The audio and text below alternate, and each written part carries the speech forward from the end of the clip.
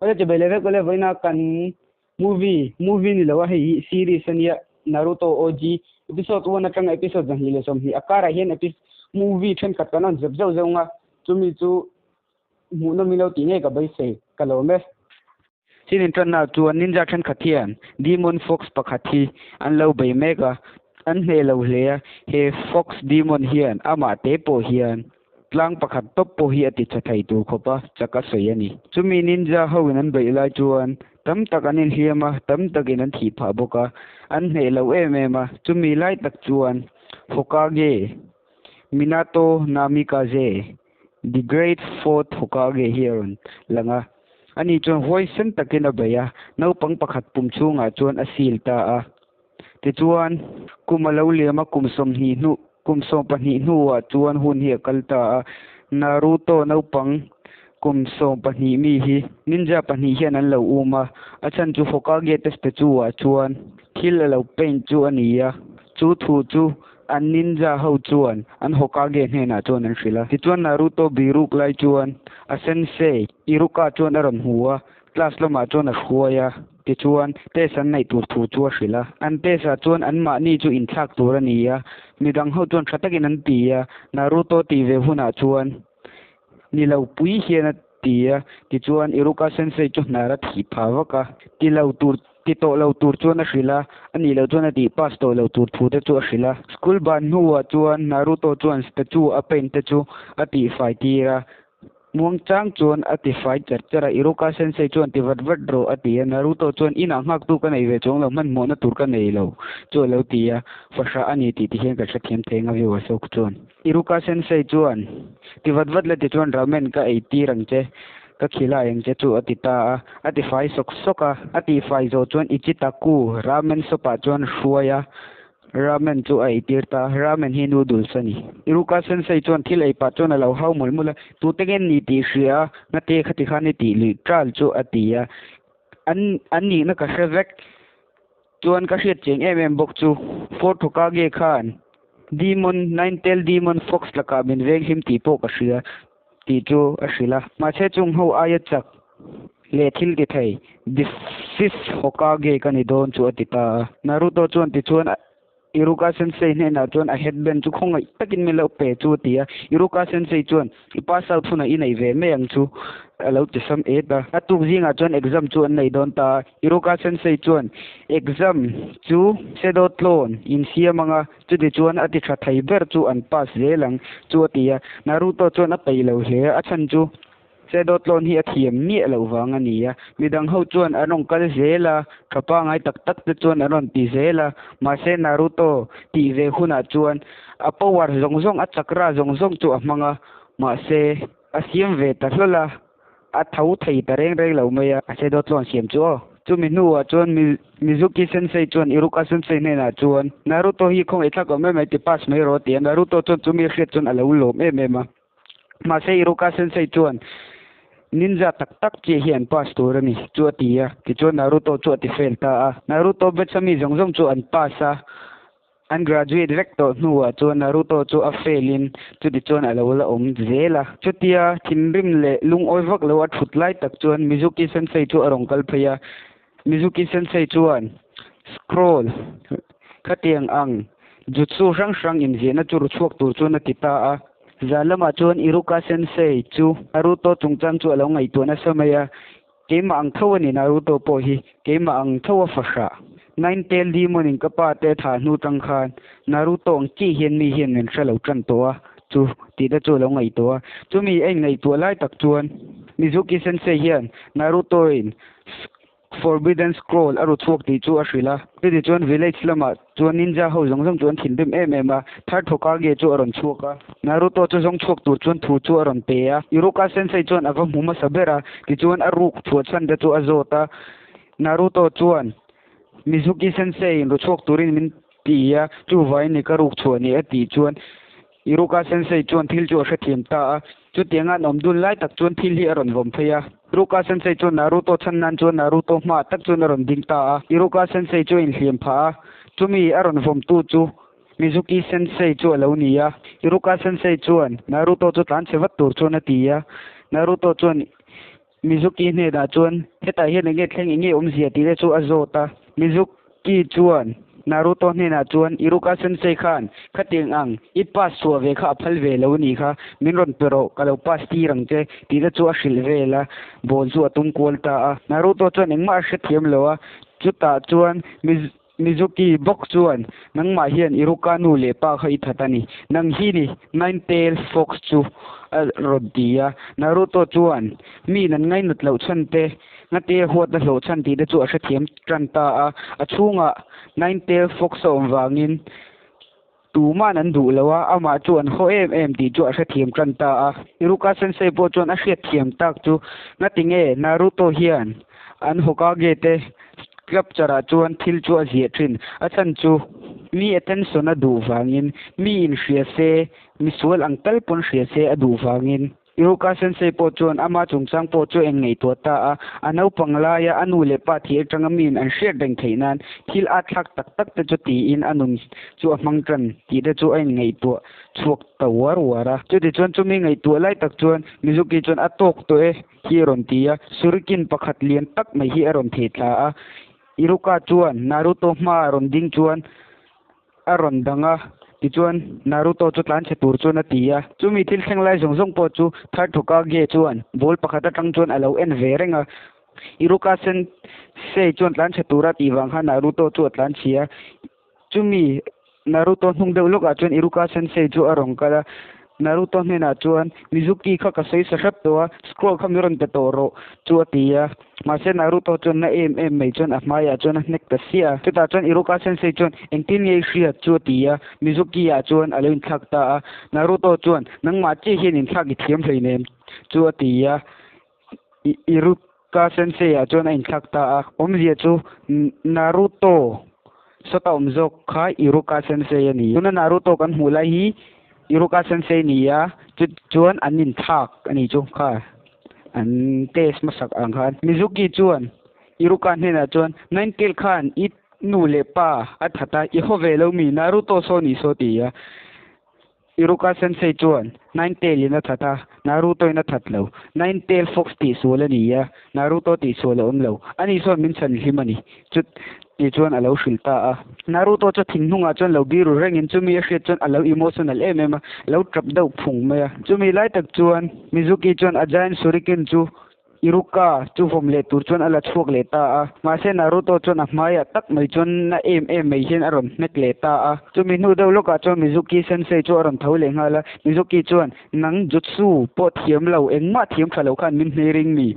chu aron ti chuaka ti chuan Naruto chuan ka chan him don ti pa chuan multi sedotlon jutsu chu akasta a sang chuang a tlon chu a siam ta a ti chuan Mizuki sensei chuan sei sa hrapa Naruto chu Iruka sensei bula rong kal hnaya I thaim ti vel chu azota Iruka sensei chuan mi thing ro chu atia Naruto in mi ta thinga ti chuan aron meng le chuan alu a chuan chumi chu alawin tar veta omzia chu Naruto poi graduate to ni chudi chuan Naruto lom du tuk chuan Iruka sensei chu avakwa ta chata hemi a hian movie episode 1 na chu atop ta ni ol hetla in ron thin to ni chong khongai takin phone en like a pause lock ula ti chuan ila like lawani chuan lo like ula ila subscribe lawani buk chuan khongai takin lo subscribe tang chau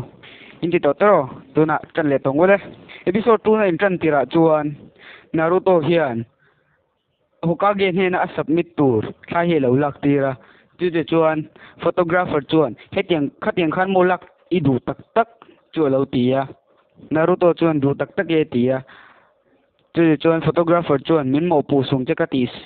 photographer ti solani tin tia ti chuan tha chu lak sakta nang ni pon hanen ve reng wala Hokage ne na chuan a submita ti chuan third Hokage chuan alo pom sak lawa khala thale tur chuan alo tia ti chuan Naruto chuan ka du te lo mai dar kar thum chuang khami khala tur po khang gain post ania chu ting gain post pai to lo chu lo tia khongai takin ti pa chuan khami jutsu ngai bok Iruka sensei bula amang ang bok kha amang le ta chu chuan thar thoka ge chu athal to pa na chu thi chun zom hala thar thoka ge ron thau chuak le a hau lai tak chuan atupa kohana maru hi aron luta kohana maru chu aron lu rol chuan aron tlungala ahoi aron thau ahoi kol vet veta Naruto chu hmuwa nan hi ni mo min ti thu tupa kha aron terngota chu chuan sunglass kim pakhat sunglass huwa pakhat hi aron kala Naruto mu chuan sopa so ni mo ati tupa chu ti chuan sopa ngei so ni so achunga nine tail demon an sil chu aron ti ngala athuka soini wangin tuma khan comment section lama Naruto in ting ye shit lo kharon ti song chau ma se chu milai tak chuan kohana maru chu Naruto bula chu na vokal nai inga tinge min ti tlu chu aron tirngota ma se Naruto chuan a ngonga chu lo huanin ka ti tlu lo che chu lo ti velia tu chuan kha sunglass bun vua engpo ni se khapa khan chuan tren khapa ka sunglass men kan ti to me de sunglass men khan khanga lo thar thoka ge tupa ni kha tia thar thoka ge chuan ka tupa ni ti hriat dolin atha me ngatia Naruto chuan ipu chu tupo ni ro se ka ngai tu man lo ti pa jen an kuk fok mai ha che chuan a chuk chun zom hala ko hana maru chuan apu nara ti thi saklai ka alo mu zuai wang khan Naruto chu azui chuk ve ngala tu di chuan aruk chuan azui ro tar Naruto chuan yom ti ka khenia aron tia ko hana maru chu aron choka chu di chuan Naruto ma chuan Naruto kok chung chuan kaming chu ko hana maru ania voina tangin ka bosa ka siama che kha idutsu mangkha kapu nari ti thina kha min zirtir ve ngal ro chu tia chu chuan Naruto po chuan alo pom khop maya mai che pakhati ko ka sonu anga son hanin siam tele chu tia ko hana maru chuan tum ve view ma se a han siam chuan thau dewa hian a chuka mas a mel po chu inang lawa kor che chu inanga a kor I kor nen che nang a ti chuan chu nu chuan lo hria om hia chu he Naupang in siam dan hi mo ka anga ati Naruto chu sei sa shapa chu ri chuan kohana maru chu honorable grandson ke ma ngai siam le don chuan ki deu hlek le me thadeu hlek in siam tong che chu atia Naruto chuan ngati ke ma min sei sa nang ma sei sak ve lo che chu alo tin alo zota chu min huwa chu Naruto chuan kohana maru chu bookstore chu na hruaya in siam dan tu de sang de chuan thalak te chuan han tira anei tu pa chuan aron muwa chu chuan hetlai library ni lo hi atia Naruto chu an sei salea choti leta chu chuan Naruto chuan kohana maru chu khoi tlai mun pakhata na hruaya mai che chuan ti changa an luta mai che hoin an lo aw vong Naruto nang bok mo ti pa chuan an lo aw chu chuan Naruto chu an sei salea Naruto chu ngatinge ke ma hi min sei saka ti azo chuan kohana maru chuan thar thoka ge tupa ka ni vain tuma ning sei sa ve lo ni kha hemi hi ni reng hi ka du big lo ke pon ka pu wangin min hria hemi hi nuam ka ti big lo chu lo tia poilowe Naruto chuan lo tia mi chak taka ini thei phot chuan ketana thani mai chu lo ti osam ve eta chu de chuan sin dotlia chuan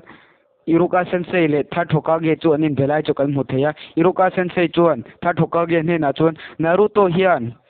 thoka ge ni ve duwa achan chu mi nan ngai nat ve aringa hemi ati wangin mi nan ngai na nga ama chu an lom ve ang ti chu aring wangin atia thar thoka ge chuan athil ti tum chu ti ho tling phei nge se ka duani achan chu kum so pani liam ta khan enge thlengkha ke ma ni chen gan hriam midang hian an shalo Naruto hi asul mangan ngaya demon nine tail demon fox achunga sil hi kanta na thil di thazo kani kanta na thil di sual ani lo kani mani tan ve kan thatna tan ve ka thil ti ani ti vel chu Iruka sensei ne na chona khila na sin dotlia chuan Naruto le kohana maru lo thudun lai chuan sunglass man khan aron zong muta a chu chuan chu sunglass man chuan honorable grandson hetiang no pangbula omlo tur local ro ipu ina ka azong tenia ti chu alo hrila kohana maru khan athiam ve hruai lue puma kohana maru khan Naruto jutsu thiam ve deuh to wang khan amang ve ta a chu chuan sunglass man chuan nar thi deuh phungin atluk pha aron thatle nuwa chuan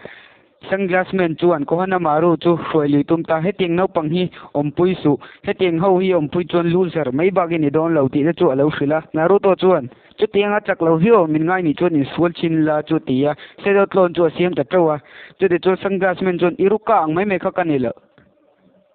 sorry Mizuki ang mai me kha kanilo ke chu elite ninja kania min he theilo nga ti chuan khami jutsu thar thoka ge a hne na kha amang le ta ti de chuan chu pa chu a chak lo phata chumi chu thar thoka ge khan a bol mang bok chuan a lo en lia thar thoka ge chuan he jutsu chu keima pong ka hne thei big lawang ke po hi hemi la ka hi chung ka to mani chu a lo tia khami kam hang ka chuan ka pu po ka hne theyang ko hana maru chuan lo ti lai tak chuan Naruto chuan i thei lo nang ma ai chak ve kan ni ti de chu engkin le moni chuan ang motivate waka ko hana maru chuan nang kha nil shil do na wo chu tiang ang thilvel chu lo tia voina train mail ma kan ni chu hriang che tuition min pe kha ngai to lo ti de chu hrila Naruto chuan ole nak tu ka train ke po junin class pa ngai kala ka ngai le to do na chu wang chuan ka pe thei to don lo chu lo tia akal ta a ti chuan ko hana maru chuan alo saluta ole khati khang kan second episode chu azota a ko ngai takin milo like milo subscribe sak sham donia 100 subscriber klin ve sham kan duwa ti chuan tun thatop main 1k ta nei klin hi kan du ve a ko ngai takin milo support donia